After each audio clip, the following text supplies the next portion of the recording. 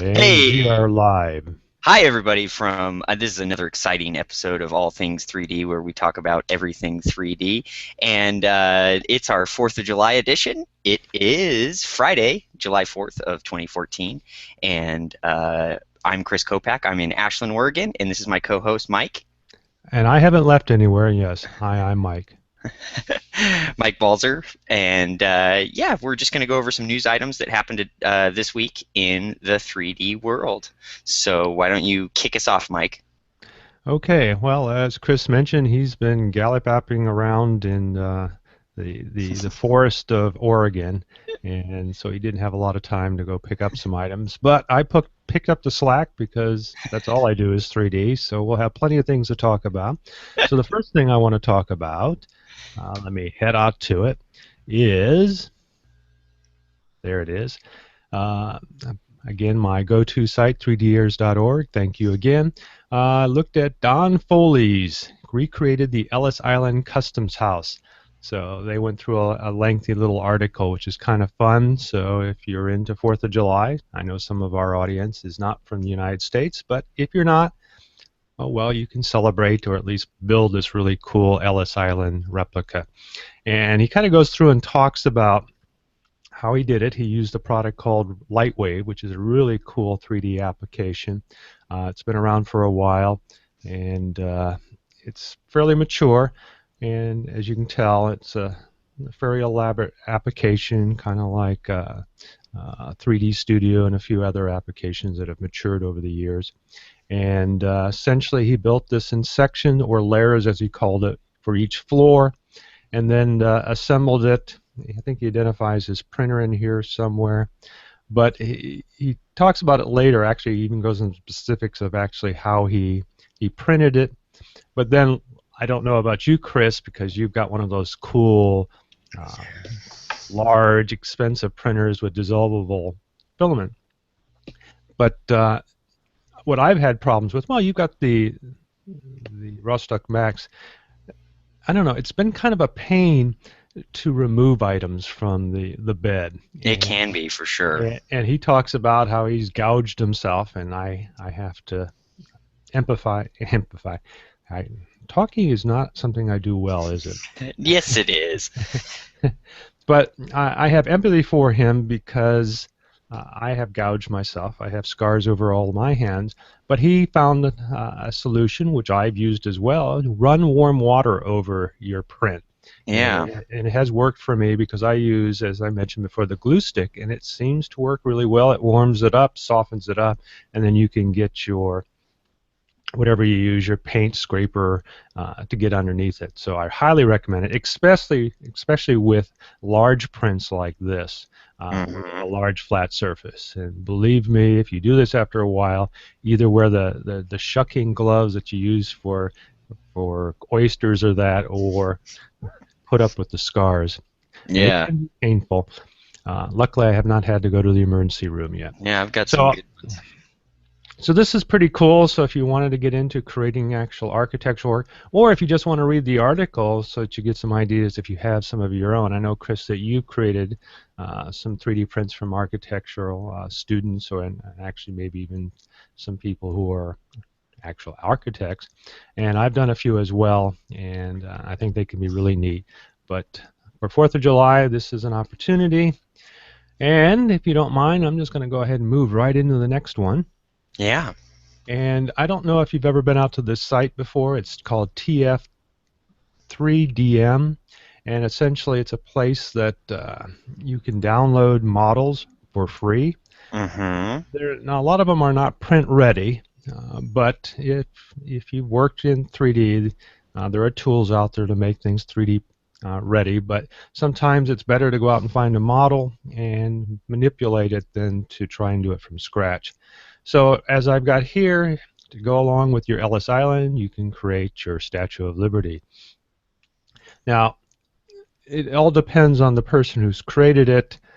In this case, it looks like they created a 3DS model as well as a 3DS Max, which is a 3D Studio Max model, and they probably textured it. As you're probably aware of, most printers don't print in color, so you can just essentially bring it into something else. And if you remember in our last episode, we talked about a file converter. So just pop it in there and convert it to an STL. And then run it in a netfab or whatever tool you use to clean up models to make sure that it has print integrity. But this is a good site to go to. I would highly recommend joining them. They kind of work on the process, if you notice here, kind of like Reddit, and up or down to identify the popularity of a model. Right. But I think they minimize the number of downloads that you can have so that they kind of what's the word? I want to say influence, but motivates you to put up your own models. So it's a cool site, and there are tons of models out there, and I've used several of them. And in fact, I think this is where I grabbed some of the tools that I use for my logo on Slow 3D Creator. So it's a good fun site to go to. Oh, very cool. Very cool. Well, thanks for sharing. You're welcome. And then I'll just pop back to myself here. And I've got a couple more items. So do you want me to go right into them, or are you? Yeah.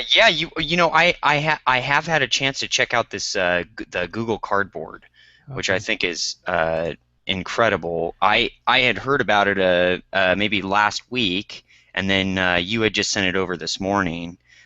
So maybe we want to talk a little bit about that. It's pretty incredible. All right. Well, let me go ahead and go into that then. And yeah, it's really fun. As mentioned, we do more than just 3D printing. We look at 3D digitizing and scanning as well as design tools, but also VR, because I think they're going to have a heavy influence, especially with the goggles, of manipulating 3D models. So let's see if it comes up. So it goes through, I don't know if you saw that there. Let's see if I can. But essentially, what they did at Google I/O is they put under everybody's seat, who's a developer, one of these kits, which is literally a cutout of cardboard. That if you, I don't know if this rotates, it doesn't, but essentially, let's see if that'll bring it up again. Yeah, it runs really quick there. It's very quick, but you can do it yourself. Just go out to developersgoogle.com/cardboard, and you can go to the site, and I'll put a link in our show notes. But essentially, it has all the items. You can find it on eBay. There's a couple people making it now for like $10 to $15. But it's literally like the Oculus Rift in cardboard, but instead of providing its LCD panel like the Oculus Rift does, you can put your phone in it. And so I thought that was kind of cool. Yeah, it's got a Droid app. You can download the Droid app, and they've got some experimental API, I guess, that you can that people are developing in. Yeah, and anybody can download the app. And since I don't actually have this cardboard kit, I do have, and I'll bring it up here. I don't know if anybody remember the Fisher-Price stereo, whatever they called it, the ViewMaster. Well, they created something called the My 3D that worked with an iPhone. So I kind of You went for it. Demoed it and put some foam on it, and then I was able to put this, my phone, on the back of it, and then put a rubber band around it. Let me do it real quick. I wasn't supposed to do that. Kids, make sure you have a case for your phone. It really helps. Now I've lost my Oh, here we go. Hang on. Okay, so there we go. Now we've got it attached. You just download the app, and voila, you can actually play with those without actually creating the cardboard item. But it's somewhat limited. One, it's made for smaller eyes, not for adults, so that may not work for you unless you have a small head. And if you're older like me, the diopter is probably not really good as well. But you can buy them on Amazon now for like $8, but maybe the price will go up. So it's something to play with. Plus, if you've got an iPhone, which this app doesn't work with, there are a few apps out there, and you can watch stereo images and things like that. But what's cool about this app is that it uses the accelerometer in the phone itself, and you can move your head around. And like there's an example of the Versailles demo where they walk you through it, and you can look at all the walls. but I was hoping that I could actually take steps and it would take my GPS coordinates, but I guess I'll have to work on that. And so as you get closer to a wall, it would zoom in so to give you the appearance that you're actually walking up to it. But that's for another point. But I thought that was kind of, so again, it's kind of fun. But then I thought, well, I don't really want to go out and find some cardboard and cut my own. So I found another site that's got, and the good old Germans, they come up with all kinds of fun stuff. But it's called Stuxi. Let me start my screen share. And essentially, they took the idea, and I don't know if you've ever seen that hard foam, Oh yeah, and rubbery foam. you can stack it. Right. So essentially, I guess that's what they've done in the past is created frames, but then they've taken that design of cardboard and made it out of that tough stuff. So I ordered it's about $56. Actually, so it's 54.95 euros, but it almost comes out to that. They must have given me a discount, so it was actually pretty cool. Awesome. And yeah, they don't. They're kind of on back orders, so they're not going to be sending these out to July 15th. But what's neat is that the foam is actually softer, so it should be a little bit more conformable to your head. We kind of talked about the optics. They use what they call a planar convergence lens, and a lot of people recommend to go with a full, what they call a biplane, where it's round on both sides, has less aberrations. But you can get these lenses separately, or just get the ones that come with it. And then you just slide your phone in the back here, and it looks like they've got my phone. Yeah, it looks like a Samsung, so it's going to fit mine perfectly. But essentially, you slide it in there. Like I said, download the app. It's free, and you're ready to go. And they've got a band for it, and you just put it on your head. So I'm assuming it's probably going to be fairly light, and the weight's probably just going to be the phone itself. So this is another direction to go, along with the Oculus Rift. And then there's a company that's coming out with a tool set that allows you to use this particular device as well as the Oculus Rift for, was it web viewing or something like that? So I don't know what they have planned. Like remember the movie, the one with Tom Cruise that was done by Steven Spielberg? So are you able to take the Oculus Rift demos or even the any of the VR games and link them up with your Samsung somehow? Is there a way to do that yet? No, there isn't. Not at this particular time. Essentially, Google made an API and then they had some demos, but there are companies that are building VRs for both platforms now, so you should see something on both. Well, you'd think with Unity support, I mean, because Oculus obviously being most of the content I've seen being built primarily in Unity, right? And it would just make sense to me that for Samsung or any of these Droid things, they would make something that also is compatible with the Unity development environment. Yeah, and actually, if you go out, there is an actual Unity plugin for this. What would you call it? The Android phones. So Droid VR or whatever we're going to call it. Yeah, but yeah, it'll be cool. But obviously, you're going to probably need one of the newer, faster Androids like the S4, the S5, or anything else that's coming out. I really want to get my hands. I think it's the G3 by LG. It has a what they call an XHD, like 25,000 in like a 5-inch format. So it's. What does that mean? Well, that means that you have a very dense, remember the Retina that the Apple has touted for theirs, that you can't see the pixels.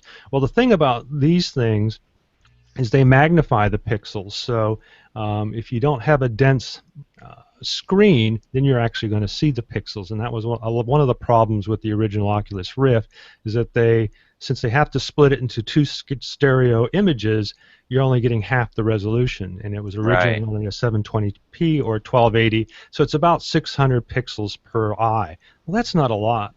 So if you can double that, or even in the case of the G3, triple it, then you've got close to 1080p on both eyes. So you really don't see the pixels anymore. So Well, and you're under the magnifying glass, so I remember putting on the Oculus One, or the Rift One, and noticing, it was real noticeable.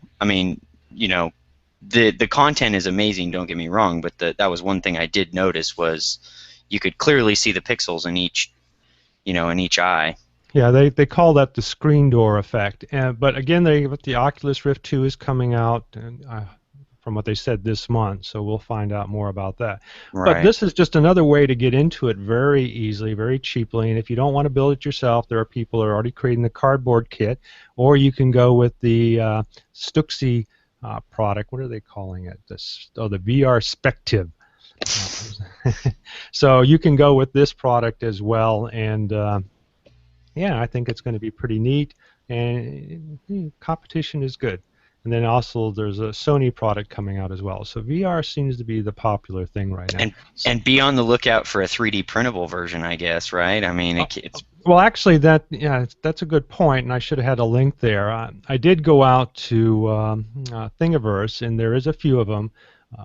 And there's another company that's come out with a 3D printed version and actually marketing it. It's like $70. I just thought this one was neat because it was made out of that soft foam.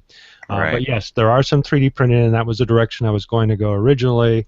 But then it would take you like 8 to 10 hours to print it. But just go out to Thingiverse, look up VR, and you'll find them. There's like 3 different variants out there. So that's another option too. So before I get on to my next item, which I think is going to be a little bit of controversy, there's a company out there called Orange Maker. Have you heard of it, Chris? I have not before today. Okay. Yeah, I was again going out to 3dears.org, which I go out to every day to kind of see what's going on in the 3D world, and I came across this. And this is the Orange Maker. Mm-hmm. And I also have a YouTube video which I'll play. So one of the things that I noticed right away is that there didn't look like, other than the 3D renderings, any models of the actual printer itself. Right. Everything is either a 3D render or a 3D animation. So let me jump out to YouTube real quick. Let's see if this will work. Ready?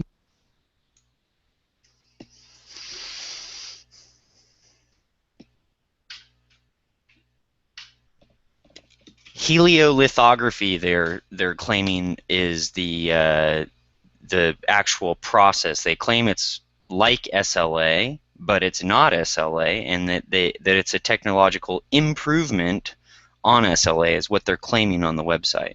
But like Mike's saying, I have yet to see any real prints or video of the machine functioning, so it'll be interesting to see where it goes. Yeah, and if you notice, it is rotating the platform as it's moving, and I think that's kind of, people have already thought, well, how is it keeping the model adhered to the platform? So there seems to be a lot of questions, and as a lot of people who have made comments already, it's a nice, slick little video, but again, there's nothing tangible. And if you read the information just now and go back to the screen,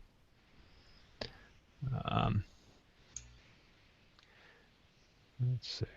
Well, I guess I have to get out of it first. There we go. If you go back to it, they talk about that they've already made one prototype and working on the second prototype, but they're going to have this ready by 2015. And they said that they've been working on it since 2011.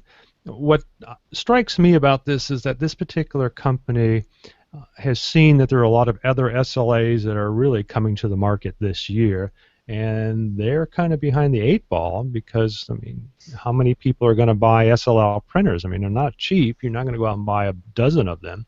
So they're probably trying to get this out there and have people start thinking about it before making a decision on something else. But I don't know. This is more marketing than actual product. As Chris mentioned, there aren't any models that are shown on the website. There actually isn't any videos of it in operation. So I'm a little concerned about that. What do you think, Chris? Well, apparently, and I can share you what I know here. Just give me a second. Pull this off. Is on their Instagram page, they apparently have some images you can check out. So these apparently were printed on their Generation 1 prototype. So, it looks pretty similar to standard SLA. Nothing. Yeah, I don't see anything that would warrant this being, I don't know. Unless it's a super fast item, I don't understand it. But you got another model there. I'll be I don't quiet. think I don't think that was printed on it. I think they've got just a few models, so maybe. Yeah, go back to that one. It looked like a set of teeth. And if you go out to my website, I think I've got an illustration out on mine. Yeah, go ahead and talk. Yeah. So this is one of the models they claim came off of it. This was printed a few weeks ago on one of our prototypes, is what Orange Maker's claiming. So yeah, it looks pretty decent, but again, it doesn't look like anything I haven't seen on the Form 1 or because Well, actually, it even seems a little more smoother than the model that I have on mine. There doesn't seem to be any real detail in that. It just looks, I wouldn't say like right, a blob, but yeah, right. it looks like somewhat low resolution in my opinion. Yeah, but it'll still be interesting to see nonetheless, and maybe um, you know, we'll keep following the story and see how the Orange Maker develops. Well, that's what we do. So yes, hopefully we'll get back to it. We'll give them the benefit of the doubt, but as we know already, there's like 3 or 4 other companies out there that are vying for your dollar. So it'll be interesting to see if they will have anything that makes their product more enticing. Right, right, right. Well, cool. So I think that about wraps it up for us today on all things 3D. I don't know about you, Mike. Is there anything else you wanted to touch on? Well, one of the things I wanted to add to it, because I think, what are we at? Close to 30 minutes, is project of the week for us. So I know that we both do a lot of 3D printing and design, so I was just thinking maybe at the end of it we show what we're actually working on as well. So obviously you don't have a 3D printer there, so I will bring up. So if you remember last week, I was creating mock-ups for the structure I/O with my macro lens. You remember that? Mm-hmm. And I Mm-hmm. had that one that showed the big lenses on the what did I call it? My Harry Potter version. So I've been creating using 3D printing to actually design, and I've got a few here. So if you notice, I now have lenses in it. These are, I Mm-hmm. think, 18 millimeter holes. But I'm experimenting with different lenses. I am finding that reading glasses seem to work the best. So I've created a new one that allows you both to use a round as well as a flat version. You just fit it in the slot here. And I've already cut a few down so that it fits properly. And then I'm going to be making, and this is uh, one of those was, and this is the same prototype, but more of a cap now that you can apply to it. So this is one of the strengths of 3D printing, is that you can do all of your own prototyping. And in the past, you would have either had to make things out of wood, cardboard, but now you can actually make them out of durable plastic. So I think it's extremely neat, and the tools are becoming much more refined and easier to work with. That's So right. literally, you can do a lot of 3D sketching and production without having to leave your hobby room. That's right. That's right. Yeah, yeah, for sure. So So, I've got a few more models up. I did a couple more scans last night with this new macro lens, and I think it's really coming along. And it really is as you know already, Chris, a big difference in the resolution. You can actually see it in my little image down on the bottom there on my lower 3/3. But it's surprising what a little investment, and I'm looking at probably selling this for $30 that this can provide. So it's hmm. kind of cool. Okay, well, that's it for me. All right. Well, thanks again for joining us on this special edition, July 4th, of All Things 3D. And we just want to thank our listeners, and we will see you next time. Signing off. All right, bye.